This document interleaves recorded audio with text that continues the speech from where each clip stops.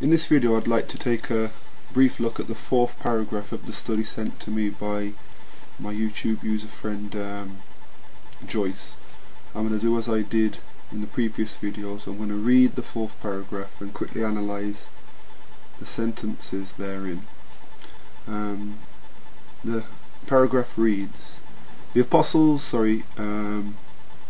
isn't even one command in the New Testament for Christians to keep the Sabbath holy. In fact, we are told not to let others judge us regarding Sabbaths, Colossians 2 verse 16, and that man was not made for the Sabbath, but the Sabbath for man.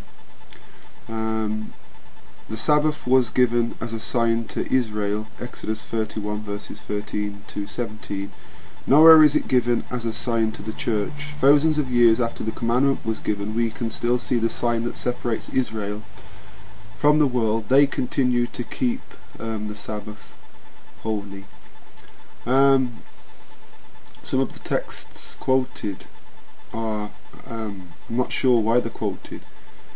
The first sentence says there isn't even one command in the New Testament for Christians to keep the Sabbath holy. Christ makes it quite plain in the scripture. He declares if you break one of the commandments, and I believe that the fourth commandment is one of the commandments, then you're guilty of breaking them all. He declares that not one jot nor tittle will in no ways pass away from the law till all things be fulfilled. He says that heaven and earth will pass away, but the commandments, the law, will never pass away. The law is an expression of his character.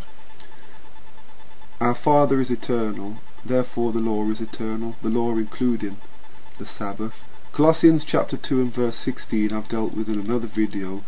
If you look at the verse, it doesn't say regarding the Sabbath day, it says the Sabbath days. Now I'll just go over some of the things that I mentioned in the previous video that I made on Colossians chapter 2 in this video, for those who maybe haven't watched the other video. If you look at the things mentioned in Colossians chapter 2, you'll see that meat and drink offerings are also referred to there. New moons and Sabbath days. Now these were the things connected to the Old Testament sanctuary services. The Sabbaths were the high days that took place during certain festivals connected to the yearly running of the sanctuary. The Day of Atonement, which fell on the 10th day of the 7th month, was to be kept as a Sabbath day. Now those things that were done in the Old Testament sanctuary service were to reveal to the Israelites certain things that were future to their time. We look back on them and can learn a great deal from them, but the things that were done away with at the cross were the things that pointed toward the cross for the most part. So watch my video on Colossians chapter 2 and you may learn a little there. It says then that man was not made for the Sabbath, but the Sabbath for man. Now if you read that particular verse, I like the way that it's read in the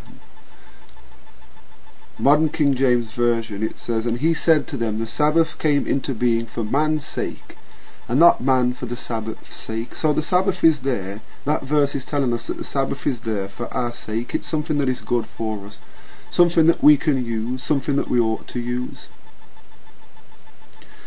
The next sentence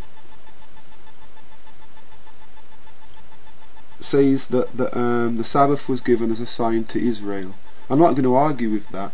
Galatians chapter 3 and verse 29 says, if ye be Christ's, then ye are Abraham's seed, heirs according to the promise. Who were Abraham's seed? They were Israel. So the Sabbath is a sign to Israel, and the church is spiritual Israel. If ye be Christ, then you are Abraham's seed. So yes, you're right in saying this. The person who compiled the study is right to say that the Sabbath was a sign to Israel. Israel, spiritual Israel, is his church in the last days.